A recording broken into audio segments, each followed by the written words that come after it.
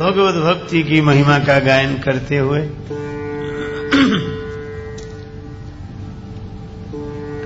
संत शेखर श्री तुलसीदास जी महाराज यह पावन पंक्ति प्रस्तुत करते हैं, जिसका आशय है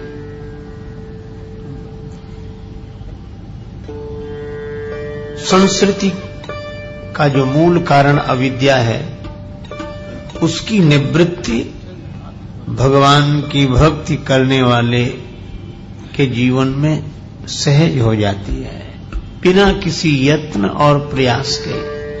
भगति करत बिनु जतन प्रयासा, संस्कृति मूल अविद्या नाशा।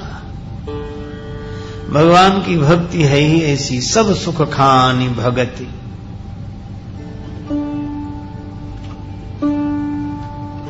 भगति तात अनुपम सुख मूला। और भगवान उसी भक्ति का वर्णन कर रहे हैं। शबरी माता से कहते हैं,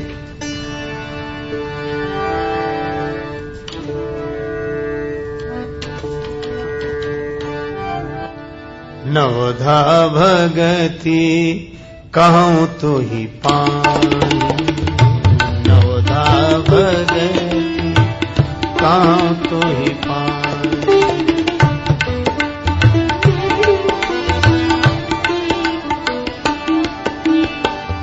सावधान सुन धर मन माही,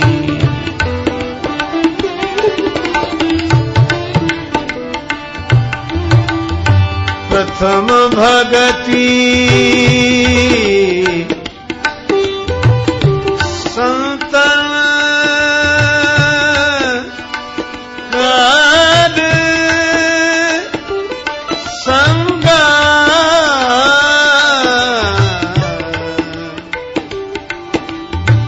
दूसर रति मम कथा प्रसंगा।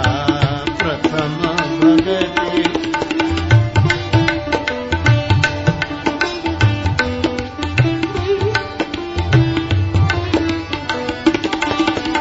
गुरुपद पंकज सेवा, तीसर भगति अमान, चौथी भगति मम गुण गन करई कपट तज गान। प्रथम भगति संतन कर संगा, प्रथम भगति। भगवान कहते हैं भक्ति का एक रूप है सत्संग, सत्पुरुषों का संग करना। दूसरा रूप है भगवत कथा में प्रीति होना, और तीसरा रूप है गुरुदेव के चरण कमलों की सेवा अभिमान छोड़कर करना।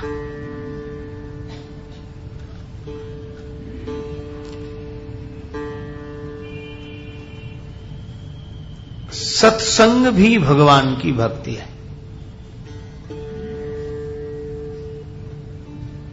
संत वे हैं जिनके भीतर भगवान प्रकट हो गए हैं, इसलिए संत की भक्ति भगवान की भक्ति।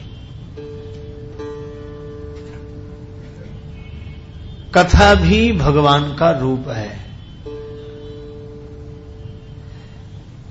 संत श्री नाभादास जी ने कहा, बालकांड प्रभु पाए अयोध्या कटि मन मोहे, उदर बन्यो आरण्य हृदय किष्किंधा सोहे। सुंदर ग्रीवामान मुख लंका कही गायो,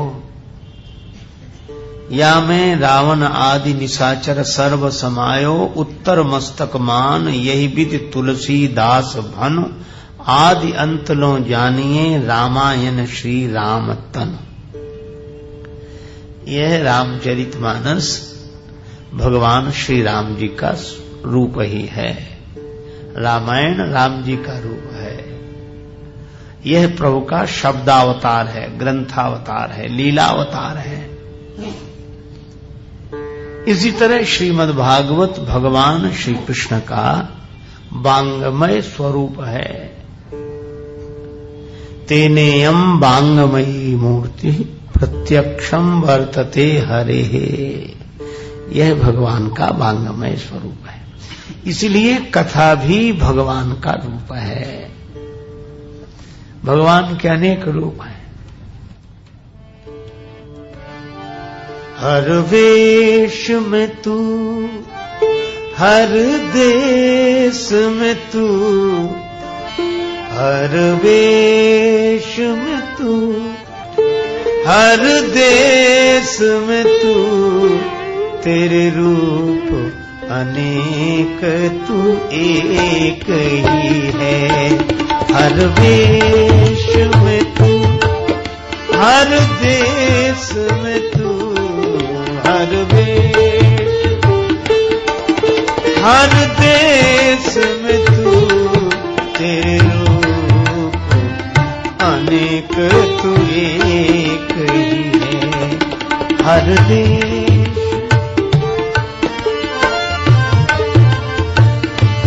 तेरे रूप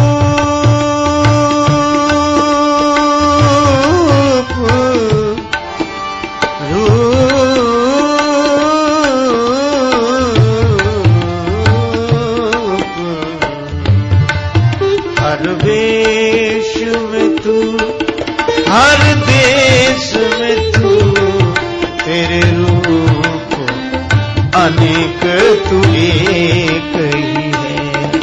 हर वेश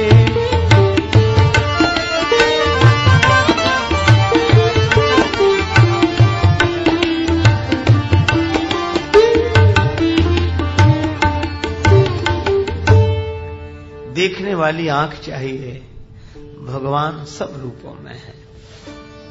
तभी तो श्री स्वामी राम तीर्थ जी अपनी मस्ती में बोलते हैं, क्या रहा पर्दा तुझे पर्दा नशी देख लिया, मैंने दर पर्दा तुझे माहे जवी देख लिया। तुझको देखने की तमन्ना थी मेरे दिल में, सो तुझे लोग देखेंगे वहां, हमने यही देख लिया। हम नजरबाजों से तू छुप ना सका है जाने जहां, तू जहां जाके छुपा हमने वहीं देख लिया। भगवान की भक्ति करने में स्वतंत्रता है। भक्ति स्वतंत्र। भगवान कहते जिस रूप में देखो हम ही हैं। संत के रूप में अगर हमें देखते हो तो सत्संग भक्ति हो जाएगा। भगवान को संत के रूप में देखो तो संत का संग भी भगवान की भक्ति है, और भगवान की कथा को भगवान के रूप में देखो तो भगवत कथा में प्रीति भी भगवान की भक्ति है। और गुरुदेव को भगवान के रूप में देखो तो गुरुदेव की चरण सेवा भी भगवान की भक्ति है। गुरुपद पंकज सेवा तीसरी भगति अमान, ये तीसरी भक्ति है, तीसरे तरह की भक्ति है। पर बड़ी सुंदर बात कही, गुरुपद पंकज सेवा तीसरी भगति अमान। श्री रामचरितमानस में अगर हम पढ़ें और विचार करें तो गुरुदेव की महिमा का बहुत उत्कृष्ट ढंग से वर्णन है। जब श्री तुलसीदास जी वंदना करते हैं तो थोड़े थोड़े रूप में सबकी वंदना करते हैं। जो सुमिरत सिद्धि हो,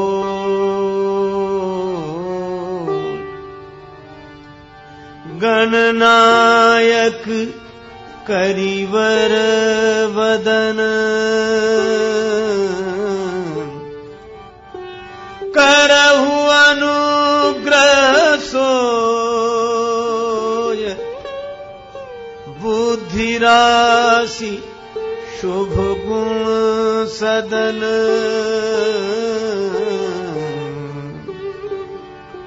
श्री गणेश जी की वंदना हो गई।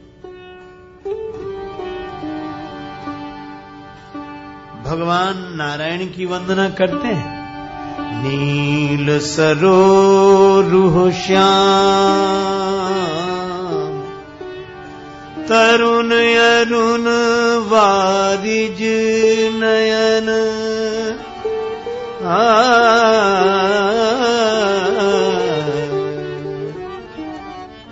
करहु सो मम उर्धाम सदा क्षीर सागर शयन।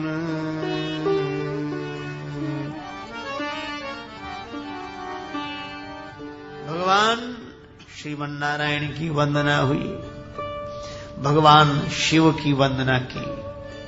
कुंद इंदु समदे उमा रमन करुणा अयन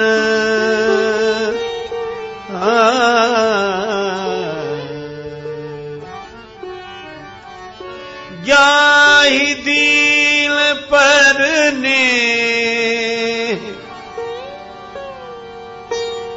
ने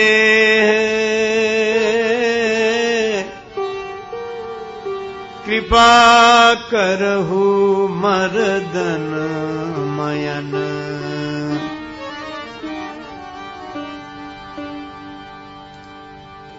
भगवान शिव की भी वंदना हुई, लेकिन जब गुरुदेव की वंदना की, बंदहु गुरु पद कंज कृपा सिंधु नर रूप हरि महामोहतम पुंज जासु वचन रवि कर निकर। अब लगता था कि गुरु वंदना भी उसी तरह पूरी कर देंगे जैसे औरों की वंदना की, पर आश्चर्य है, इतना कहकर तुलसीदास जी रुके नहीं। बंदो गुरुपद कंज कृपा सिंधु नर रूप हर महामोह तम पुंज जासु वचन रवि कर निकर। नर रूप हर, श्री तुलसीदास जी के गुरुदेव भी श्री नरहरिदास जी महाराज या स्वामी श्री नरहरियानंद जी, दोनों नाम उनके मिलते हैं। तो श्री नरहरिदास जी का कितना सुंदर भाव स्पष्ट किया उनके नाम का वंदना के क्रम में। बंदो गुरुपद कंज कृपा सिंधु, कौन है का नर रूप हरि। गुरुदेव नर रूप में दिखाई देते हैं, पर वे तो नारायण ही हैं। महामोह तम पुंज, अज्ञान का अंधकार बड़े विशाल रूप में था, पर जिनका वचन सूर्योदय के समान है। जासु वचन रवि कर निकर। पर इसके बाद रुके नहीं। बंदो गुरु पद, गुरुदेव की वंदना की, अब गुरुदेव के चरणों की वंदना। बंदो गुरु पद पदुम परागा सुरुचि सुबास सरस अनुरागा। सुरुचि सुबास सरस अनुरागा।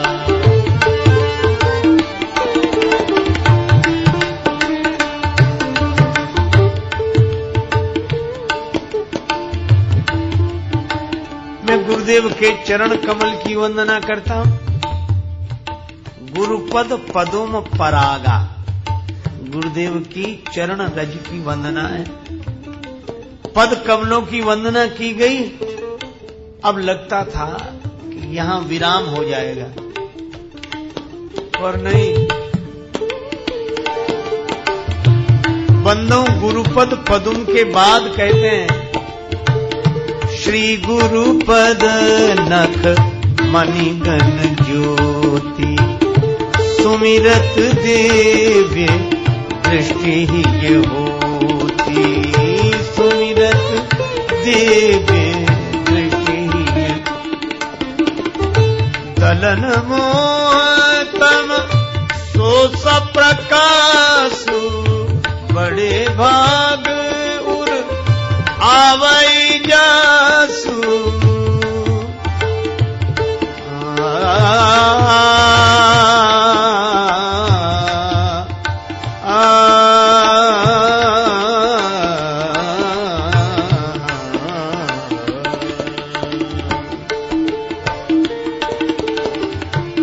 गुरुदेव के चरण कमलों की वंदना, फिर गुरुदेव के श्री चरण के पद नख की वंदना। इसके बाद भी विराम नहीं। गुरुपद रज मृदु मंजुल अंजन, नयन आमीय दृग दोष विभंजन।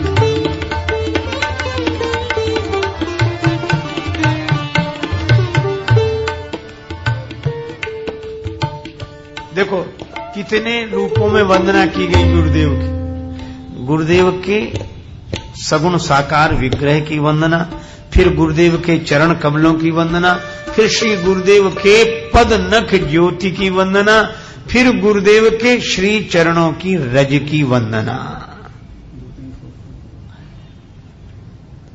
अच्छा, गुरुदेव की चरण रज की महिमा क्या है?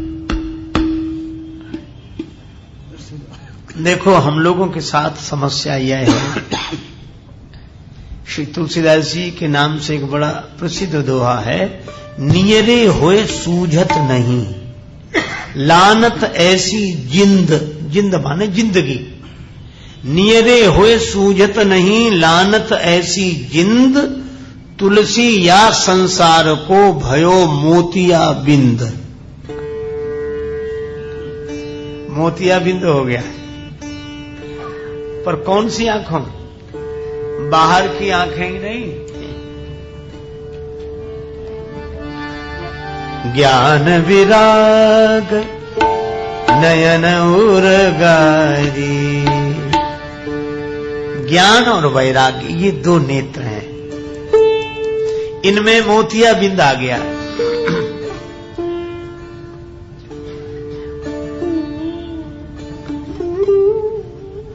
वैराग्य की आंख में तो राग का मोतिया बिंद आ गया, और ज्ञान की आंख में द्वेष का। अब ये राग द्वेष के मोतिया बिंद ने ज्ञान और वैराग्य की आंख खराब कर दी। पंथ में भेष में देश परदेश में, चित्त रहता फंसा राग यदुद्वेष में। दिल किसी का जलाना कठिन ही है क्या, ज्ञान दीपक जलाना बड़ी बात है। ये राग द्वेष का मोतिया बिंद है। आंख तो है, लेकिन उस पर ये मोतिया बिंद आ गया है। इलाज करें, ये मोतिया बिंद निकल जाए। अंजन चाहिए। अंजन क्या? गुरुपद रज मृदु मंजुल अंजन, गुरुपद रज मृदु मंजुल अंजन।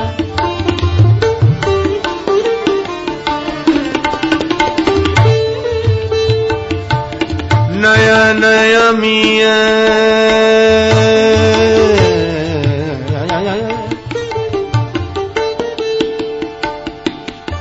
दृग दोष विभंजन,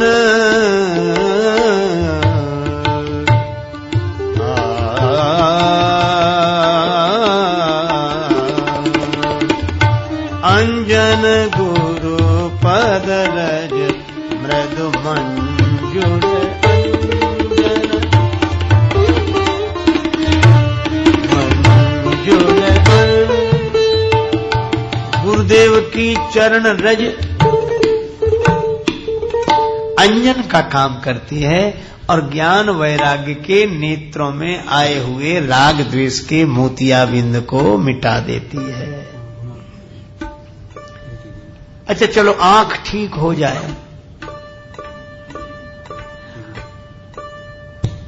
और अपना चेहरा देखना हो, दूसरे का देखना हो तो आंख काफी है, पर अपना देखना हो तो आंख के साथ साथ दर्पण भी चाहिए। दर्पण, शीशा। और ये दर्पण क्या है? ज्ञान वैराग्य की आंखें हैं और मन दर्पण है। दिल का शीशा साफ कर,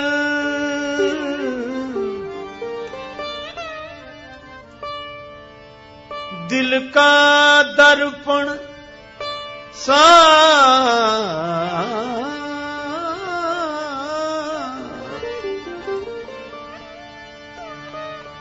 शीशा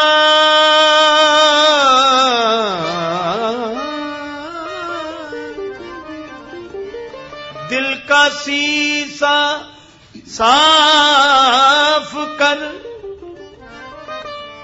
दूर कर अभिमान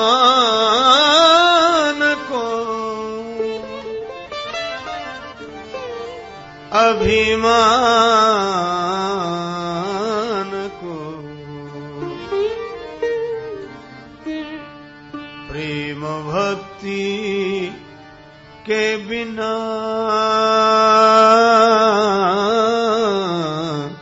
प्रेम भक्ति के बिना नहीं नाथ के मन भाएगा, सोई परम पद पावेगा,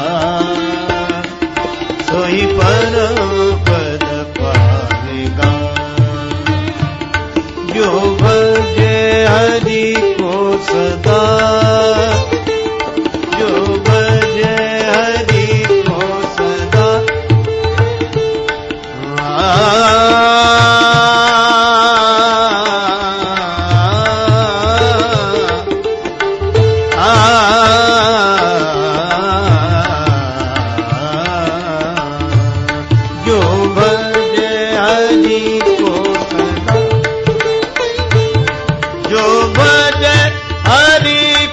सदा जो बजे हरि,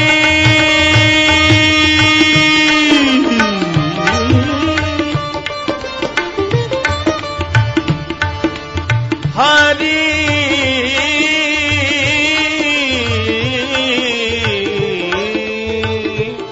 जो बजे हरि को सदा, हरि को सदा जो भजे हरि को, परम पद पावेगा, सोई परम पद, सोई परम पद, सोई परम पद पावेगा। दिल का शीशा साफ कर, आंख तो ठीक है पर सही आंख से दूसरों को देखा जा सकता है, पर उन आंखों से आंखों को ही देखना हो। जिन आंखन सब देखिए आंख न देखी जाए। अपने आप को देखना हो तो दर्पण चाहिए, और दर्पण है मन। तब क्या करें? इसको भी साफ करें। तो तुलसीदास जी दोनों बात कहते हैं कि गुरुदेव की चरण रज से ज्ञान वैराग्य की आंखें ठीक होंगी, ज्ञान वैराग्य रूपी आंखें ठीक होंगी, और उसी चरण धूल से मन के दर्पण को साफ कर लो। अयोध्या कांड के आरंभ में कहते हैं, श्री गुरु चरण सरोज रज निज मन मुकुर सुधारे। औषधि एक ही है। गुरुदेव की चरण रज का सेवन करने से हमारे जीवन में ज्ञान वैराग्य का उदय होता है और मन पवित्र होता है। एक ही साधे सब सधे। अच्छा देखो, गुरुदेव के चरणों की महिमा देखो। ये धूल अगर किसी की आंख में गिर जाए तो खुली हुई आंख बंद हो जाती है। धूल तो धूल है, पर महत्व धूल का नहीं है, महत्व तो उन चरणों का है जिन चरणों से धूल जुड़ी है। जैसे लोहे की कील नदी में डालो तुरंत डूब जाएगी, और वही जो लोहा डुबाने वाला है। और मान लो किसी नाव में लोहे की सीट बना दी जाए और आप उस पर बैठ जाओ तो वही लोहा पार लगाने वाला बन जाता है। लोहा वही है, पर नाव से जुड़ेगा तो पार करने वाला बन जाएगा और नाव से अलग रहेगा तो डुबाने वाला बन जाएगा। इसी तरह यह धूल गुरुदेव के चरण से अलग है तो खुली हुई आंख को बंद कर देने वाली बन जाएगी, और यही धूल गुरुदेव के चरण से जुड़ गई तो बंद हुई आंख को खोलने वाली बन जाएगी। यह गुरुदेव के चरणों की महिमा है। इसीलिए भगवान शंकराचार्य कहते हैं, शरीरम स्वरूपम सुतं वा कलत्रम धनम मेरुतुल्यम यशश्चारुचित्रम। सारी उपलब्धियां हों,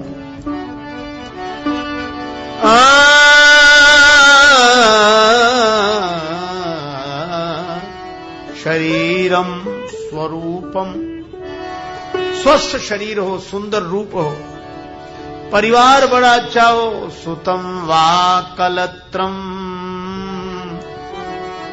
और धनम मेरुतुल्यम यशश्चारुचित्रम, सुमेरु पर्वत के समान धन हो,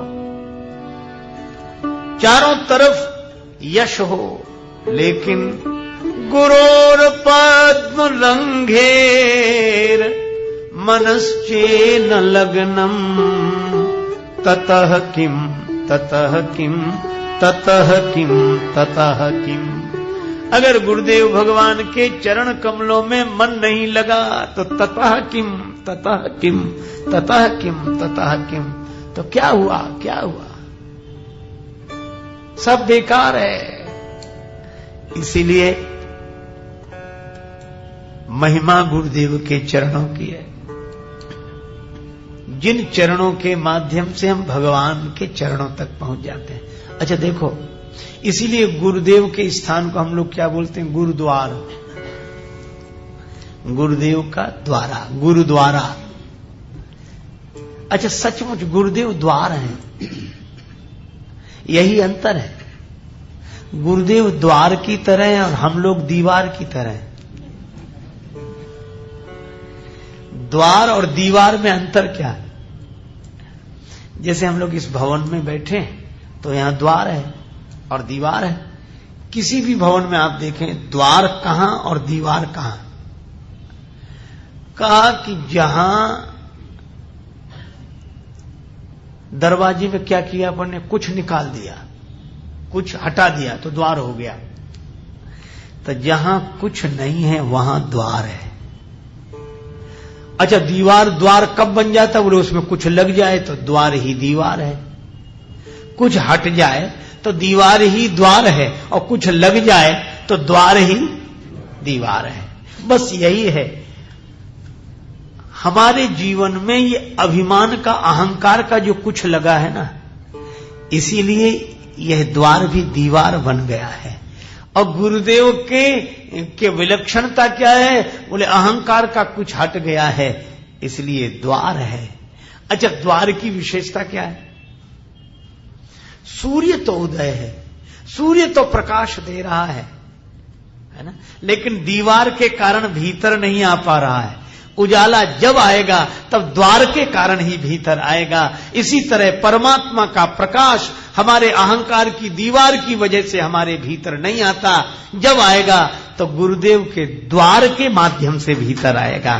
प्रकाश तो ऊपर वाले का, प्रकाश तो सूर्य का ही है, चाहे झरोखे से मिले, चाहे द्वार से मिले, चाहे खिड़की खोल देने से मिले, प्रकाश तो सूर्य का है। इसलिए गुरुदेव की भक्ति भी भगवान की ही भक्ति है।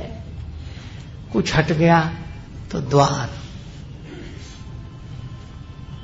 इसीलिए अपनी खुदी ही पर्दा है दीदार के लिए, वरना कोई नकाब नहीं यार के लिए।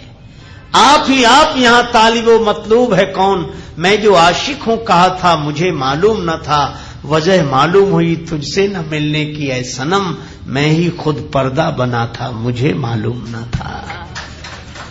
ये अपनी खुदी ही पर्दा है। अच्छा, इसीलिए एक बात कही गई, गुरुपद पंकज सेवा तीसरी भगति अमान,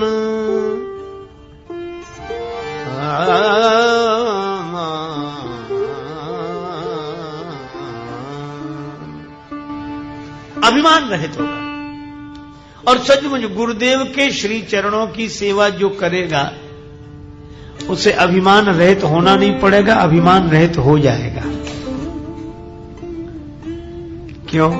क्योंकि जिनकी चरण सेवा शिष्य कर रहा है, जब उनमें अभिमान नहीं है तो उनके श्री चरणों के सानिध्य में रहने वाला सहज अभिमान से मुक्त हो जाता है। और ये दोनों एक साथ नहीं रहते, अभिमान और भगवान।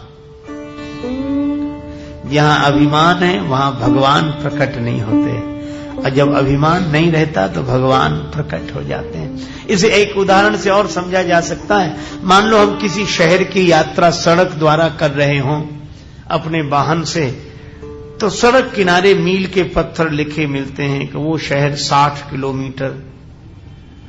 फिर हम लोग आगे बढ़ते हैं, अब 50 किलोमीटर। अच्छा, एक बात बताओ, बढ़ते जाते हैं 60 से 50, 50 से 40, 40 से 30, 30 से 20, 20 से 10, 10 से 5, 5 से 2। अच्छा, जब तक कुछ लिखा मिलता है तब तक शहर से दूरी है कि नहीं? और एक जगह जाते हैं जब लिखा मिलता शून्य, वह शहर, पत्थर पे लिखा मिला शून्य, और जहां शून्य दिखा, जहां वो लिखावट शून्य हुई, बस वहीं तो शहर है। इसी तरह साधना की सड़क पर जब हम परमात्मा प्राप्ति के लिए अपनी निष्ठा के वाहन में बैठकर यात्रा करते हैं, तो जब तक कुछ लिखा मिलता रहेगा तब तक उस शहर से दूरी है। पर जैसे ही हमारा अहंकार शून्य होता है, बस वहीं तो शहर है। जहां शून्य वहीं पूर्ण। अच्छा, शून्य माने कुछ नहीं। जब तक कुछ मिलता रहेगा तब तक सब कुछ नहीं मिलेगा। इसीलिए शून्य जहां है वहीं पूर्णता है। अब यहां कुछ बचा ही नहीं, कुछ नहीं बचा।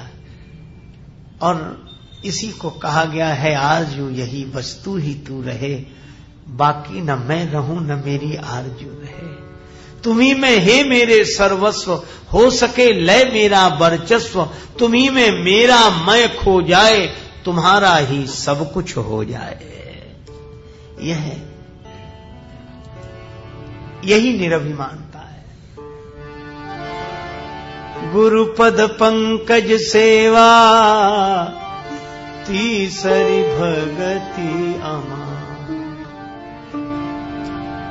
दादू साहब बड़े उच्च कोटि के संत हुए हैं। किसी देश का राजा उनकी दीक्षा लेने गया, गुरु बनाने के लिए गया।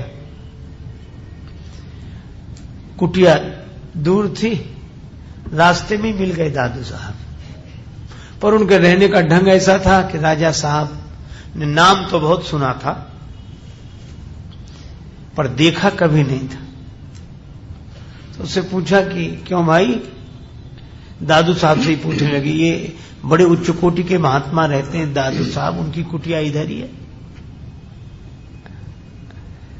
दादू साहब बोले, काहे का साधु बेकार है, रहता होगा यहीं कहीं, मैं क्या जानूं। राजा को बड़ा गुस्सा लगा कि हमारे गुरुजी का और इस तरह अपमान कर दिया हमको। तो राजा घोड़े पर बैठा था, अभिमानी प्रवृत्ति का था, तो 2 चाबुक लगाए पीठ पर। दादू साहब पिटते हुए हंसते हुए चले गए। राजा बड़बड़ाता रहा कि बड़ा मूर्ख आदमी है। आगे गई तो कुटिया मिल गई, छोटी सी कुटिया जंगल में, मंगल। एक आदमी से पूछा कि दादू साहब, बोले गुरुजी अभी इधर ही गए, आने वाले। थोड़ी देर में वो लौटे। शिष्यों ने कहा कि ये आ गए गुरुजी आए। राजा की तो जो दशा हुई, चरणों में गिर गया। बोले महाराज मैं पहचान नहीं सका, मैंने आप पर चाबुक चला दिया और पीट दिया आपको, मेरा अपराध कैसे क्षमा हो। दादू साहब हंसने लगे, कहने लगे अरे भाई मिट्टी की हंडी भी कोई बाजार से लेता तो ठोक बजा कर लेता है, तू तो गुरु बना रहा था, तेरी ठोक बजा कर देख लिया कि ठीक ठाक है कि नहीं। ये निंदा स्तुति उभय था। राजा चरणों में गिर गया। तो गुरुदेव तो हैं दादू साहब, और उन्हें गुरु होने का अभिमान नहीं है। और ऐसे महात्मा के शरण में रहने वाले का भी अभिमान सहज विदा हो जाता है, कोई अभिमान नहीं। और अभिमान से एक और मैं निवेदन करूं, जिसको देहाभिमान नहीं है, औरों की बात तो जाने दो, देह से जो तादात्म्य है वह टूट गया है, देहाध्यास मिट गया है। अच्छा एक बात है, श्री रामकृष्ण देव बड़ा सुंदर उदाहरण देते थे, बहुत बढ़िया, कि नारियल दो तरह के होते हैं। एक कच्चा नारियल, उसमें पानी भरा होता है। अच्छा अब एक बात सोचना, पानी भरे हुए नारियल को तोड़कर देखना तो जो उसमें अंदर रहने वाला है वो बाहर वाले से ऐसा चिपका रहता है तो अलग पर चिपका हुआ है। नारियल तोड़ते हैं तो उसको खरोंच कर अलग करना पड़ता है। अच्छा एक बात बताओ, अलग है कि नहीं? है तो अलग, लेकिन अलग होते हुए भी अलग नहीं है, चिपका हुआ है। और पक्का नारियल कौन?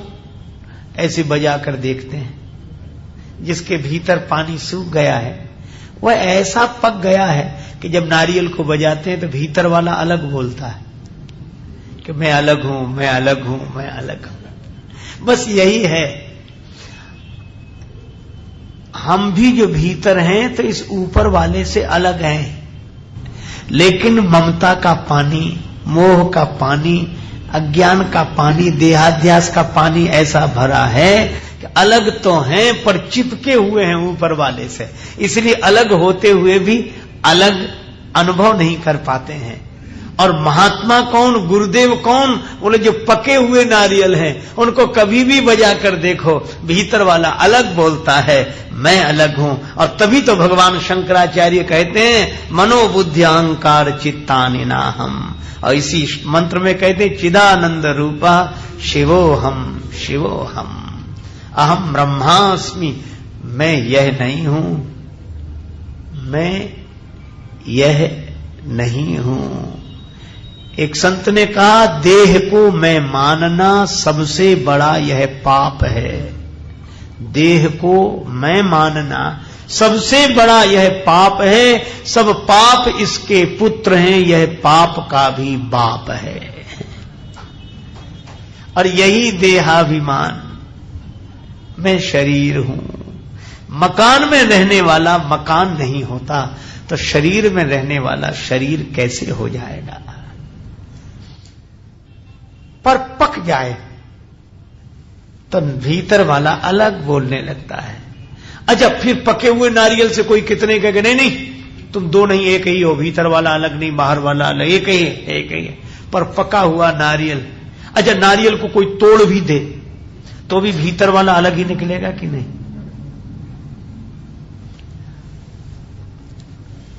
और अलमस्त फकीर मंसूर को यह अनुभूति हुई थी, वह अनल हक बोलता था, फांसी भी दे दी गई तो भी अनल हक। इस नारियल को तोड़कर भी देखो तो भीतर वाला अलग है। यह देहाभिमान जिनका टूट गया, जो देहाभिमान से मुक्त हो गए, ऐसे महापुरुष गुरुदेव हैं, उनकी शरण में रहने वाले का भी देहाभिमान मिट जाता है। पर पहले अभिमान छोड़कर सेवा करनी होती है तो देहाभिमान सहज मिट जाता है। इसलिए गुरुपद पंकज सेवा तीसरी भगति अमान। अच्छा फिर एक बात और, अभिमान मिटाने का और कोई उपाय नहीं। अगर गुरुदेव की शरण में न जाएं तो अभिमान मिटाने का कोई उपाय नहीं। एक सज्जन मुझे मिले तो कहने लगे मैंने तो अब तक किसी को गुरु नहीं बनाया और आगे विचार भी नहीं है। हमने कहा क्यों? बोले हमें कोई योग्य आदमी नहीं मिलता जिसे गुरु बनाए। अभी तो हम योग्य को ढूंढ रहे हैं कि कोई योग्य मिले तब उसको गुरु बनाए। तो हमने कहा फिर तो तुम ही गुरु हुए। जब तुम खोज रहे हो कि योग्य आदमी मिले, इसका आशय क्या है? अन्यथा अर्थ न लें। अगर हम लोग सावधानी पूर्वक विचार करें तो ये अभिमान बड़ा मजबूत है जो तर्क दे रहा है। अभिमान इतना मजबूत है कि पूरी दुनिया में तुम्हें एक भी आदमी ऐसा नहीं मिला जो तुमसे ज्यादा योग्य हो। कोई एक तो मिला होता। और इसीलिए कितनी बढ़िया व्यवस्था हम लोगों के यहां दी गई कि गुरु जरूर बनाओ। कहा क्यों? बोले अभिमान टूटना कहीं से तो शुरू हो। एक आदमी को तो मानो कि हमसे ज्यादा योग्य है। अच्छा, फिर मैं आपसे कहता हूं, श्रद्धा का अपना चमत्कार होता है। एकलव्य ने तो निष्ठापूर्वक गुरुदेव द्रोणाचार्य की मूर्ति का पूजन किया था और बाण विद्या मिल गई थी। श्रद्धावान लभते ज्ञानम। श्रद्धा रखें। श्रद्धा के बिना ज्ञान की प्राप्ति नहीं होती। इसलिए जहां श्रद्धा हो जाए वहां समर्पित हो जाना चाहिए। यही कल्याण का एकमात्र उपाय है। और यही कारण है, रामचरितमानस में बड़ा सुंदर संकेत है। धनुष रखा था और टूट नहीं रहा है धनुष। और महाराज जनक ने प्रतिज्ञा की, सोई पुरारे को दंड कठोरा, राज समाज आज जोई तोरा।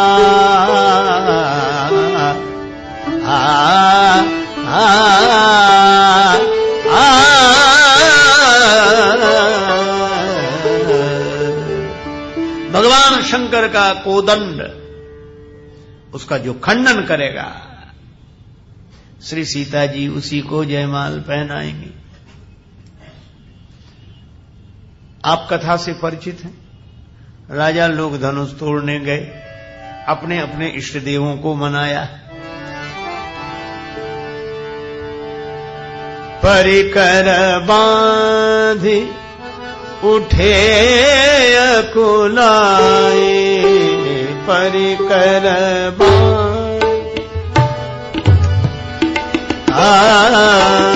परिकर बांधि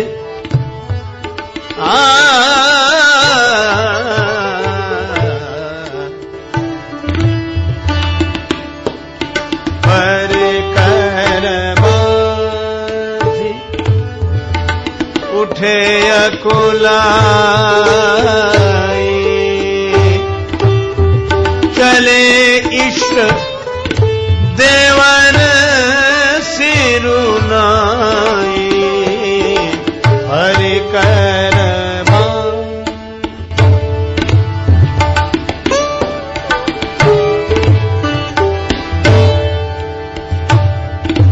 परिकर बांध, परिकर बांध, परिकर बांध। ये राजा लोग उठे, कमर कसी, अकुलाकर उठे, चले। चलो ये सब ठीक है, पर चलते समय चले इष्ट देवन सिरुनाई, इष्ट देवताओं को प्रणाम किया तब चले।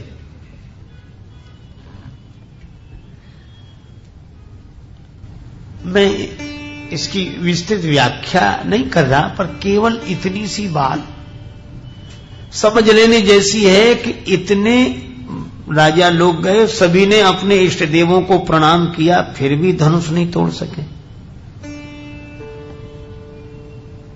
देखो, यह कथा बड़ा सार्थक संकेत देती है। भगवान की अपनी महिमा है, पर विभाग अलग अलग हैं। हमारे यहां इतने देवता हैं। एक सज्जन ने कहा यहां बड़ी समस्या है। कहा क्या? बोले इतने देवता, इतने भगवान, किसको कभी दिमाग खराब हो जाता है कि इनकी पूजा करें कि उनकी पूजा करें कि उनकी। बोले ये कोई धर्म है? ये कोई तो बिल्कुल बेकार बात है। आदमी को कहीं का नहीं रखा इस व्यवस्था में। शिव जी और विष्णु जी और गणेश जी और दुर्गा जी और हनुमान जी और काली माता, इतने इतने, अरे एक भगवान हो, इतने भगवान।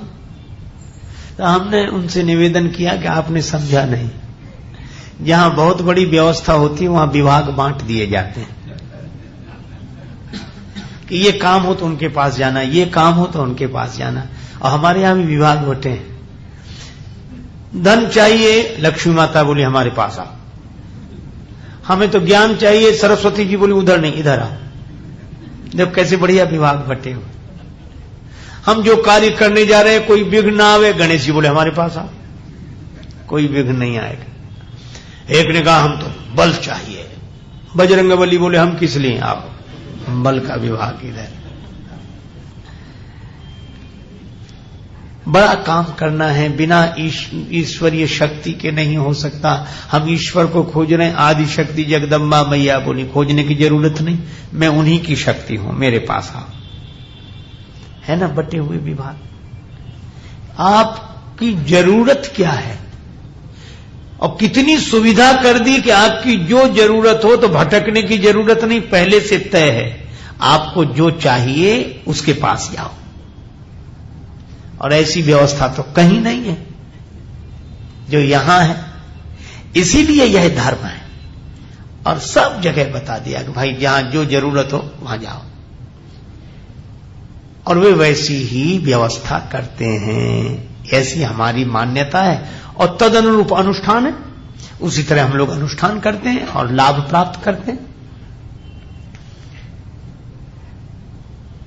लेकिन यहां जो ये वर्णन है कि राजाओं ने अपने अपने इष्ट देवों को मनाया और धनुष नहीं टूटा, क्यों? सभी देवताओं ने कहा कि तुमने हमें मनाया सो अच्छा, हम तुम्हारे इष्ट देव हैं, तुम हमारे भगत हो, लेकिन जो काम तुम हमारी प्रार्थना करके करना चाहते हो वो हमारे विभाग की बात नहीं, वो हमारे डिपार्टमेंट की बात ही नहीं। तो ये धनुष तोड़ना है। बोले पहले ये तो समझ लो ये धनुष है क्या। कबीरदास जी ने बताया कि ये धनुष क्या है। कबीरा मोह पिनाक यह बिनु गुरु टूटत नाहि। मोह माने अज्ञान, और ये धनुष देहाभिमान का ही रूप है। अच्छा एक क्यों है, एक थोड़ा बारीक बात है। रस्सी बंधी है दोनों कोने पर, और रस्सी को संस्कृत में बोलते हैं गुण, और जहां गुण है वहीं अभिमान है। इसलिए भगवान ने धनुष तोड़ा, रस्सी छोड़ दी, मतलब गुण तो बने रहे, गुणों का अभिमान न रहे। चलो ये तो व्यवहारिक गुणों की बात हुई।